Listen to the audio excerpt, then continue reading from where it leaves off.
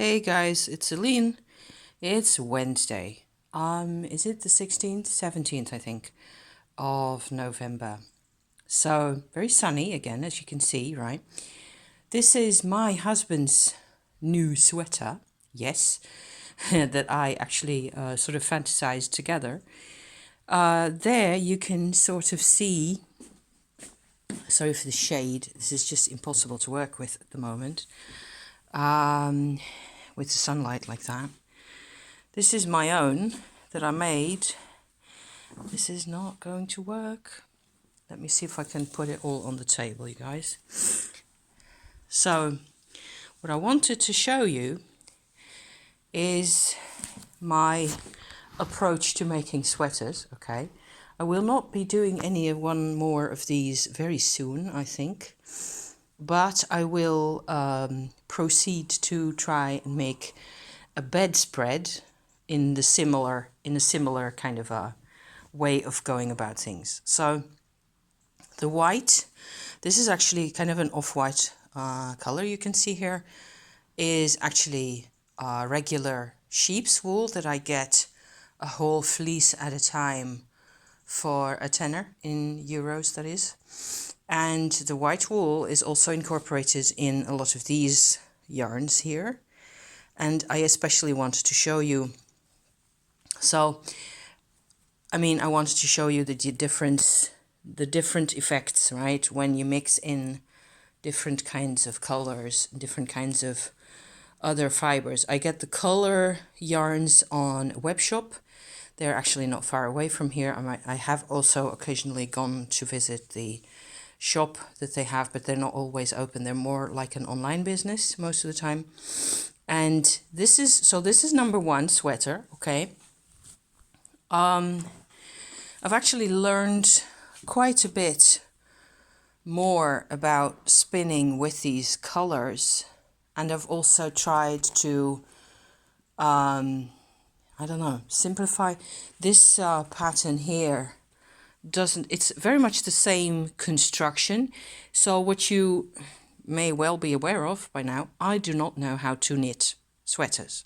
Of course, I have no training whatsoever. I can handle the needles, and that is about it. And so rather than look up patterns online and copy those, I've just sort of invented. This has been my MO since the day I was born, I suppose. It's, I think, kind of funny, where you just knit straight pieces, changing the type of stitches and the type of yarn. So this is all one panel going along here. That's the edge of the panel, okay? Going up and then changing the stitches up here to this type. I don't know what that's called in English. And then there's a band sitting on either side next to that has a similar type of stitch here. You can very clearly see how they're sewn together, right? So, okay, so that was freaking me out in the sunlight like that. But so I am personally quite pleased. What happens is this is the really new, I just finished this off completely yesterday, right? So all this is made up of, each sleeve has 4 of these kinds of panels, like so, and they're all sewn together on the inside, and using needles that I actually make myself, even out of rib bone. I've carved 2 needles that are like that long, so what is that, 3 inches, something like that. And the rib bones are fairly easy to carve, and I'm going to make a couple of pins. I need like longer, even 4 inches or so, 3.5. I see now that there's a bit of yarn here. See, that tends to happen. So I just need a crochet needle from the inside to just draw that back in. So there. It really is a fairly easy technique, and I can just not worry about knitting my, number of stitches or anything. I have, however, improved my technique, if you can call it that, on these, the cuffs here, as well as the collar in here. As you can see, it's slightly less low-tech than on the other one. And I've actually done the thing where you add stitches into a existing piece of work to make it go wider, to make it go out like that. So I've done that. You can tell that most easily here, where I started off with a number of stitches, don't remember how much, for the cuff, and then went in this type of work.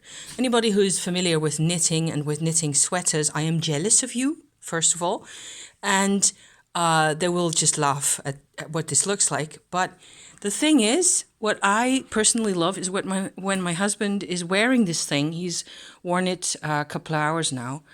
It actually looks really good on him, just like mine looks good on myself. And it sort of it hangs really well on the body, and the endless hours of work that I put into this are really well worth it. So because you get something that's actually really comfortable to wear, and what he said yesterday, I think, is that what he notices compared to other, machine made or factory made sweaters that are often not 100% wool. This is wool with like 10% or so or less silk fiber added in.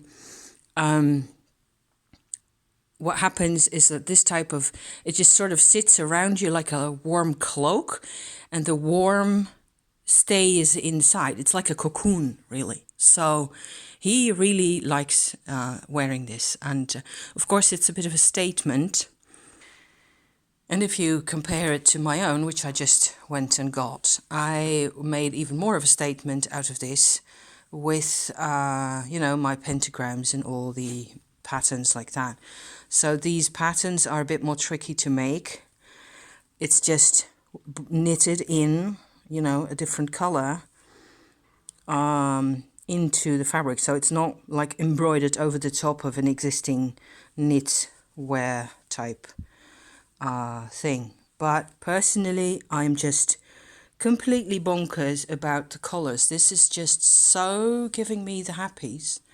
It's got a little pentagram. This is the smallest sort of a pentagram, if you want to see it in there, that I have got in here. So I made patterns. Right, so another image here. This is my big African basket that is just wonderful for putting my different types of kit in that have to do with the whole knitting experience here. So let me change this around slightly, like this, yes, because that way I can actually sit while I do this. So I've got a little sub-compartment in here. Underneath here are my patterns. So these are my patterns for several kinds of pentagrams. And so different sizes, and you get different stitches, counts of stitches. You go from left to right and from right to left and so on, and you just intercalate, if that's a word. You put in the number of stitches that you get here each time. So if you want a pentagram that's this type of size, that's how that goes. This is actually the 7 pointed star that I put on my own sweater.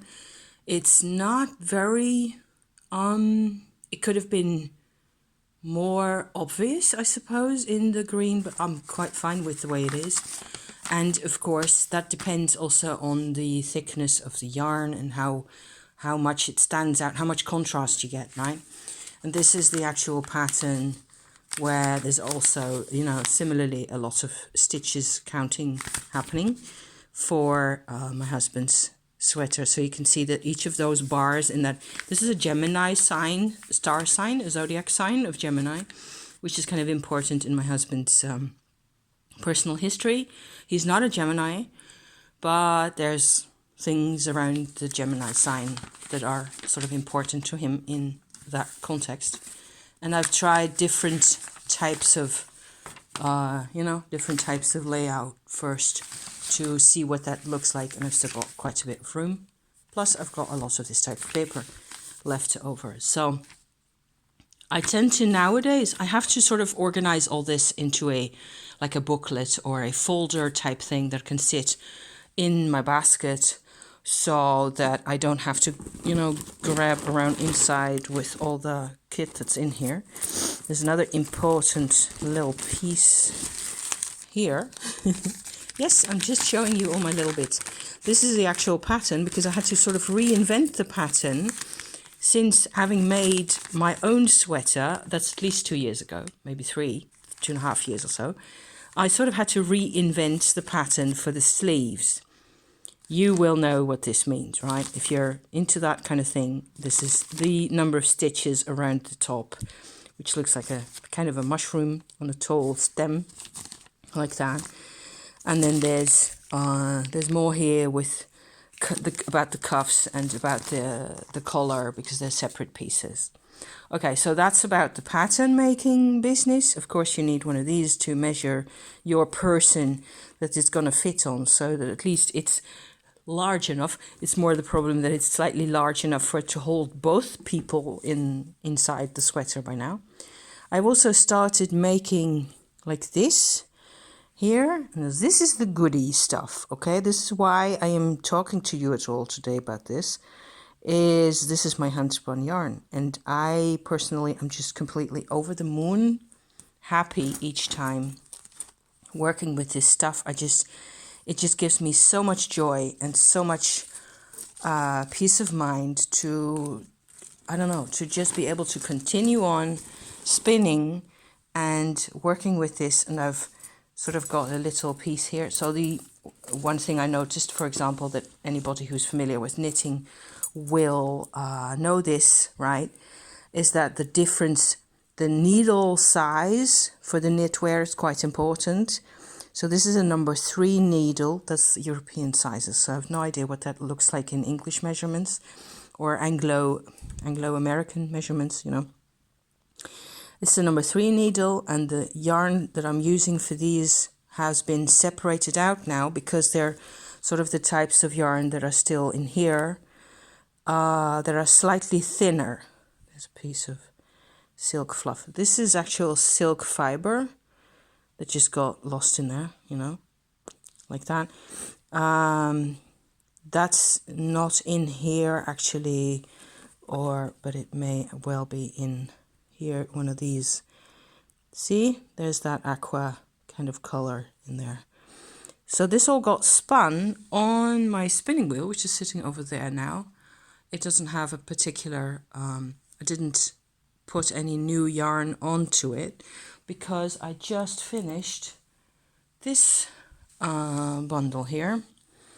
I'm completely nuts about this one as well. It's got a new, like this very pale blue kind of color in here that I'm really enjoying. I also did what I wanted to show you, which I'm hoping will just sort of manifest clearly enough. Yes, you can tell here, kind of. Okay, so as you can see, each of these is made up of 2 yarns. Okay, so you do a spinning of one yarn, and then you do a spinning onto another bobbin of another yarn, and then you combine those, and that's called twining, I believe, in English as well.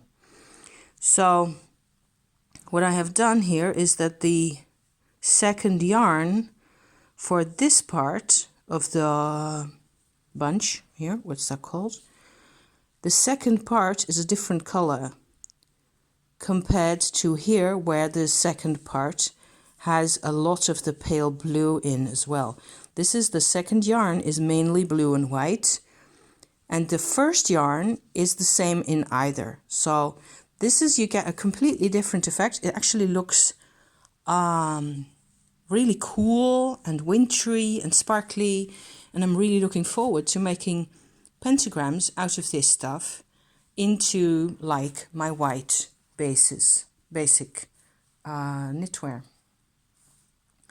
So so this is what it looks like with red in, and I'm going to sort of try to, the colors aren't really, as always, you know, on screen it's different. The camera doesn't see the same colors that I do.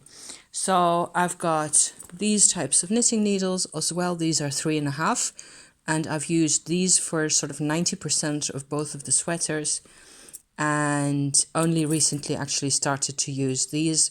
And there's a huge difference in the result between using these two thicknesses of needles. It's really striking. This is much tighter and neater looking knitwear, and it just, for this, you know, I have to use what's in here, and these are my balls of yarn that are just that hold more color in all.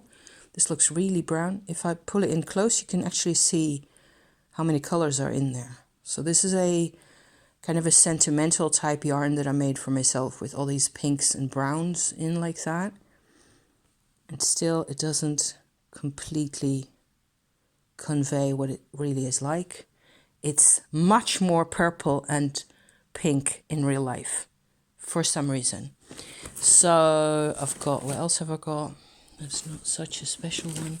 I just separated out all the thicker ones to use in different patches, because my bedspread eventually, if that ever really happens, I'm not completely sure, because I do need to do another about another 5 years worth of spinning to have enough volume yarn to get that going.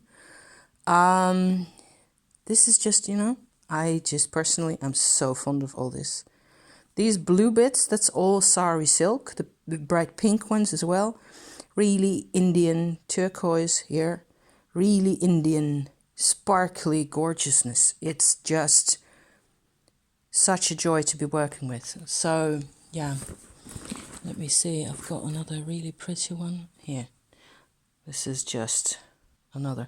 I personally think this is a fairy tale in colors, right, like that.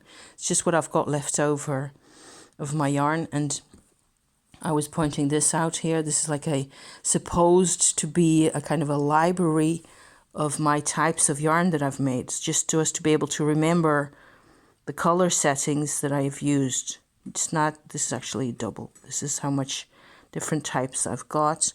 So all the types of yarn that I showed you in there, the balls of yarn, there's a piece of each actually in here. So yeah. And my needles, the bone needles that I also still feel like I need to show you. This is going to be a bit tricky.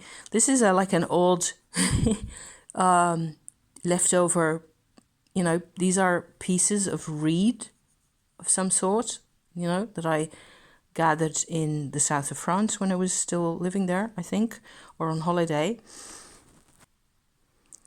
And inside one of those little pipes, because they're hollow, see, that's where I keep these bone needles that I was talking about earlier.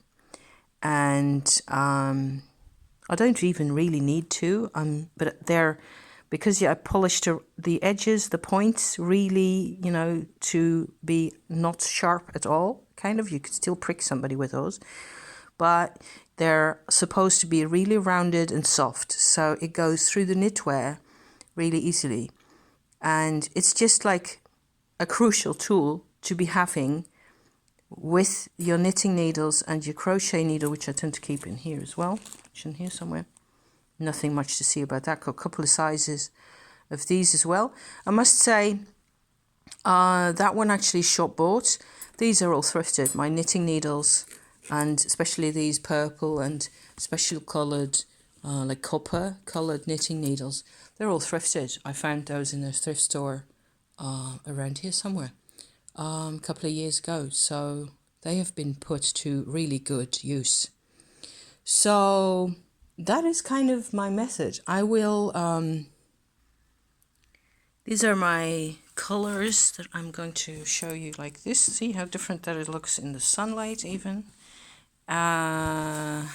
Colors of different types. There's the shade again. Well, yeah, you can make out, but this is going to go into the spinning wheel again, combined with the bits of fleece that I've already been carding that you've seen me do the carding of, you know, if that's something that's like interesting to you, you will have seen me do that. They're all around here somewhere. Oh yeah, there's the, oops.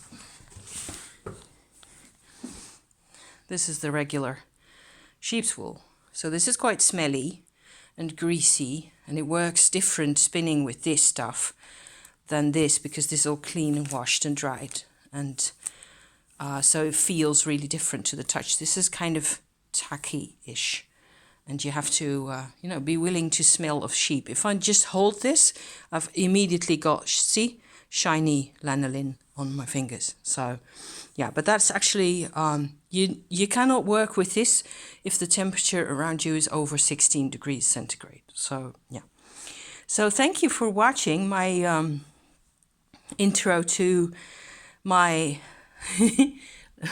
I don't know what to call this. This is kind of my wool working station, you know, like this. And I personally enjoy working with this a whole lot, and I keep doing it. So it's really, you know, it's a really part of my life. Thank you so much for watching, and see you soon. Okay, thank you. Bye for now.